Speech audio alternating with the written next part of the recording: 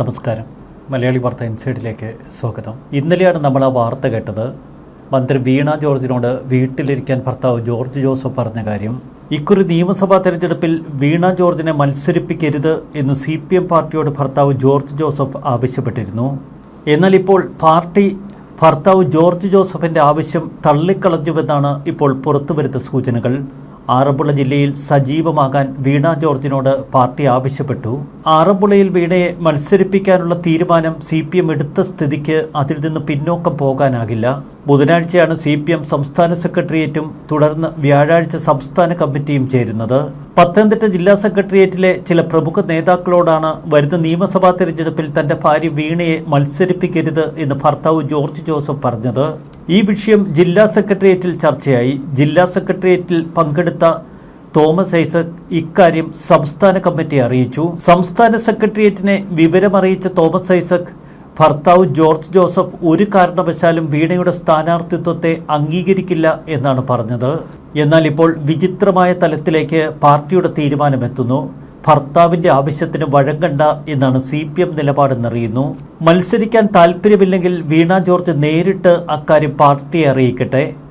വീണയെ മത്സരിപ്പിക്കരുത് എന്ന് ഭർത്താവ് പറഞ്ഞതിന്റെ പേരിൽ മത്സരിക്കാതിരിക്കേണ്ടതില്ല. കണ്ണൂരിൽ KSU പ്രവർത്തകരുടെ പ്രതിഷേധത്തിനിടയിൽ പരിക്കേറ്റു എന്ന് പ്രചരിപ്പിച്ച വീണ ജോർജ് പിന്നീട് കഴുത്തിൽ കോളറുമിട്ട് നേരെ വീട്ടിലെത്തി വിശ്രമിക്കുകയായിരുന്നു കുറച്ച് ദിവസം. പത്തനംതിട്ട കൊടുമണ്ണിലെ വീട്ടിലായിരുന്നു വീണ ജോർജിന്റെ വിശ്രമം.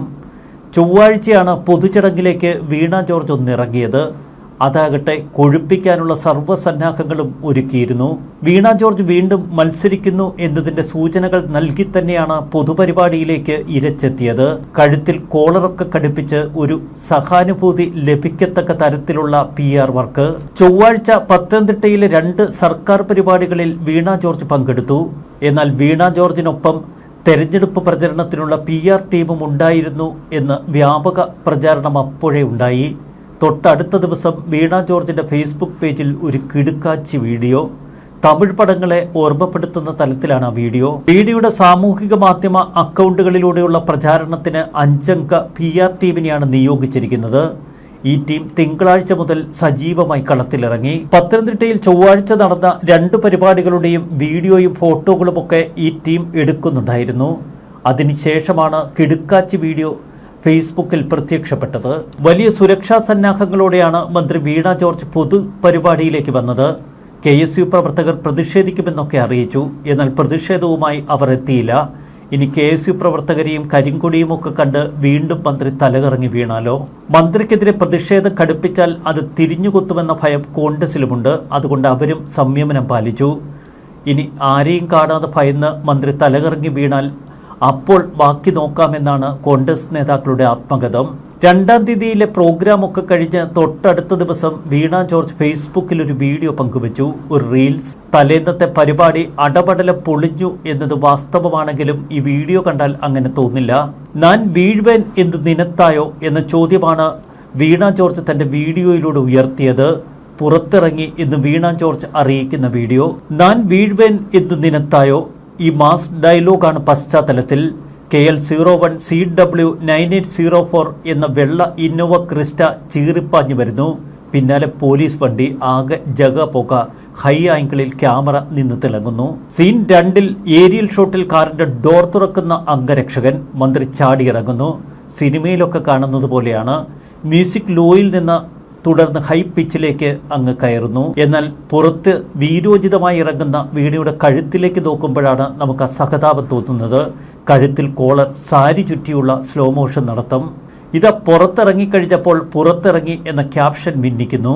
കണ്ണൂർ റെയിൽവേ സ്റ്റേഷനിൽ വെച്ച് KSU പ്രവർത്തകർ തന്നെ ആക്രമിച്ചു എന്നാരോപിച്ച് ആദ്യം ആശുപത്രിവാസം, പിന്നീട് വീട്ടിലെത്തി വിശ്രമം. അന്ന് കണ്ണൂരിൽ നിന്ന് തിരികെ പത്തനംതിട്ടയിലേക്ക് തിരിച്ചത് ഒരു സ്വകാര്യ കാറിലായിരുന്നു. ഈ കാർ അപ്പോഴൊക്കെ മുക്കിക്കളഞ്ഞു. മാധ്യമങ്ങളെയും പ്രതിഷേധക്കാരെയും ഭയത്താണ് കാറ് പോലും ഒളിപ്പിച്ചു വെച്ച് വീണ ജോർജ് കണ്ണൂരിൽ നിന്ന് വെളുപ്പംകാലം 4 മണിക്ക് തിരിച്ചത്. വഴി നീളെ ഛർദിയൊക്കെ വന്നതുകൊണ്ട് ബന്ധുവീട്ടിൽ കയറി വിശ്രമിച്ചു എന്നാണ് പിന്നീട് വീണ പറഞ്ഞത്. ഒടുവിൽ രാത്രി 8:30 മണിക്ക് ഇരുട്ടിൻ്റെ മറവിൽ നേരെ വീട്ടിൽ വന്ന് കയറി. അപ്പോഴാണത്രേ ഇപ്പോഴത്തെ പുതിയ പുലിവാല്. ഭർത്താവ് പറയുന്നു ഇനി മത്സരിക്കേണ്ടെന്ന്. കുടുംബജീവിതത്തെ തെരഞ്ഞെടുപ്പ് മത്സരവും രാഷ്ട്രീയ പ്രവർത്തനവുമൊക്കെ ബാധിക്കുന്നുവെന്നാണ് പാവം ജോർജ് ജോസഫ് പറയുന്നത്. ശാരീരികമായ ചില അസ്വസ്ഥതകളുണ്ട് ഇപ്പോൾ ഭർത്താവ് ജോർജ് ജോസഫിന്. ഓർത്തഡോക്സ് സഭ മുൻ സെക്രട്ടറിയാണ് അദ്ദേഹം. പണ്ട് ഉമ്മൻചാണ്ടിയെ വരെ വെല്ലുവിളിച്ച ഓർത്തഡോക്സ് സഭാ സെക്രട്ടറി. ആ വാശിയിലാണ് ഉമ്മൻചാണ്ടി മറ്റൊരു കഥാപാത്രത്തെ ഓർത്തഡോക്സ് സഭാ സെക്രട്ടറി സ്ഥാനത്തേക്ക് മത്സരിപ്പിച്ചതും പിന്നീട് കോൺഗ്രസുകാരുടെ പിന്തുണയോടെ ജയിപ്പിച്ചെടുത്തതുമൊക്കെ. എല്ലാ കാലത്തും ഓർത്തഡോക്സ് സഭയെ CPM-നോട് ചേർത്ത് വച്ചിരുന്ന ഒരു നേതാവ് തന്നെയായിരുന്നു ജോർജ് ജോസഫ്. പിന്നീട് ഓർത്തഡോക്സ് സഭയിൽ പോലും ജോർജ് ജോസഫ് അപ്രസക്തനായി. മന്ത്രി വീണയാകട്ടെ കേരളത്തിലങ്ങ് നിറഞ്ഞു നിന്നു. ഇതോടെ കുടുംബത്തിൽ ചില അസ്വസ്ഥതകളുണ്ടായി എന്ന സൂചന ഇപ്പോൾ ജോർജ് ജോസഫിൻ്റെ ആവശ്യത്തിന് പിന്നിലുണ്ട്. ജോർജ് ജോസഫ് ഇതുവരെ ഇത്തരമൊരാവശ്യം പാർട്ടിയുടെ മുൻപാകെ ഉന്നയിച്ചു എന്ന വാർത്തയ്ക്ക് ശേഷം യാതൊരുവിധ പ്രതികരണവും നടത്തുന്നില്ല. മന്ത്രി വീണ ജോർജും ഇതേക്കുറിച്ച് ഒരക്ഷരം മിണ്ടുന്നില്ല. ഇനി നമുക്കറിയേണ്ടത് ഭർത്താവിനെ ധിക്കരിച്ച് വീണ മത്സരിക്കുമോ എന്ന് മാത്രം. വീണ ജോർജ് പുറത്തിറങ്ങി പൊതുപരിപാടിയിലൊക്കെ പങ്കെടുക്കാനുള്ള ശ്രമം, മറുവശത്ത് തെരഞ്ഞെടുപ്പ് പ്രചരണവും കൊഴുപ്പിക്കാനുള്ള നീക്കം. എന്നാൽ മുഖത്തിപ്പോൾ കൂടുതൽ ധാർഷ്ട്യം പ്രകടമാണ്. ഇതൊക്കെ തെരഞ്ഞെടുപ്പിൽ എങ്ങനെ പ്രതിഫലിക്കുമെന്ന് ആർക്കറിയാം. കോളേജ് പഠനകാലത്ത് SFIയിലൂടെ വളർന്നു വന്ന നേതാവാണ് വീണ ജോർജ്. 2016 മണ്ഡലത്തിലേക്ക് നാമനിർദ്ദേശം ചെയ്തപ്പോൾ പഴയ കോളേജ് കാലത്തെ SFI യൂണിയൻ പ്രവർത്തനമൊക്കെയാണ് ഉയർത്തിക്കാട്ടിയത്. അന്ന് ഓർത്തഡോക്സ് സഭാ സെക്രട്ടറി ആയിരുന്നു ജോർജ് ജോസഫ്. 2016 6000 വോട്ടുകളുടെ ഭൂരിപക്ഷത്തിനാണ് ജയിച്ചത്. എന്നാൽ 2021 20,000 വോട്ടുകളുടെ ഭൂരിപക്ഷം. എന്നാൽ മട്ടന്നൂരിലെ ജനങ്ങൾ KK ശൈലജയ്ക്ക് അന്ന് നൽകിയ ഭൂരിപക്ഷം 60,000 വോട്ടായിരുന്നു. 60,000 എവിടെ, 20,000 എവിടെ? KK ശൈലജ പിണറായി വിജയന്റെ കണ്ണിലെ കരട. അതുകൊണ്ട് തന്നെ ആരോഗ്യമന്ത്രി സ്ഥാനമെടുത്ത് KK ശൈലജയെ തഴഞ്ഞ് വീണ ജോർജിന് നൽകി. നേരത്തെ 2019 ലോക്സഭാ തെരഞ്ഞെടുപ്പിൽ CPM വീണയെ പത്തനംതിട്ടയിൽ നിർത്തി മത്സരിപ്പിച്ചിരുന്നു. അതിൽ തോറ്റം വീട്ടും 2021 നിയമസഭാ തെരഞ്ഞെടുപ്പിന്റെ വിജയത്തെ തുടർന്ന് മന്ത്രിസ്ഥാനം നൽകി. പത്രപ്രവർത്തക എന്ന നിലയിൽ 16 വർഷ പ്രവർത്തന പാരമ്പര്യവുമായിട്ടാണ് നേരെ രാഷ്ട്രീയത്തിലേക്ക് ഇറങ്ങിയത്. ആദ്യം കൈരളി TVയിലായിരുന്നു. പിന്നീട് 2016 വരെ റിപ്പോർട്ടർ ചാനലിലും മറ്റ് മീഡിയ ഗ്രൂപ്പുകളിലുമൊക്കെ പ്രവർത്തിച്ചു. ശൈലജയ്ക്ക് പകരം വീണയെ അന്നും ആരോഗ്യമന്ത്രി സ്ഥാനം ഏൽപ്പിച്ചതിനെതിരെ വലിയ വിവാദങ്ങൾ ഉയർന്നിരുന്നു. KK ശൈലജയ്ക്ക് വേണ്ടി അത് വലിയ തോതിൽ കേരളത്തിലെ ജനങ്ങൾ വാദിച്ചു. ശൈലജയുടെ ഇമേജ് വലിയ തോതിൽ കത്തിക്കയറുമെന്ന് ഭയപ്പെട്ട പിണറായി വിജയൻ അന്ന് വീണ ജോർജിനെ ആരോഗ്യമന്ത്രിയാക്കി. നൊബേൽ സമ്മാന ജേതാവ്, ഭാവി മുഖ്യമന്ത്രി എന്നിങ്ങനെ പ്രശംസിക്കപ്പെട്ടിരുന്ന KK ശൈലജയ്ക്ക് പിന്നീട് വീഴ്ചയുടെ കാലഘട്ടം.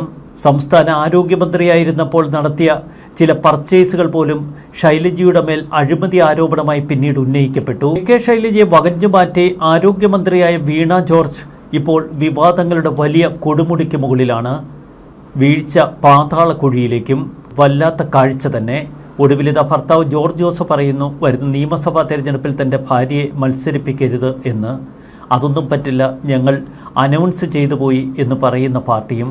വിചിത്ര കാഴ്ചകൾ. ന്യൂസ് ഡെസ്ക് മലയാളി വാർത്ത ഇൻസൈഡ്.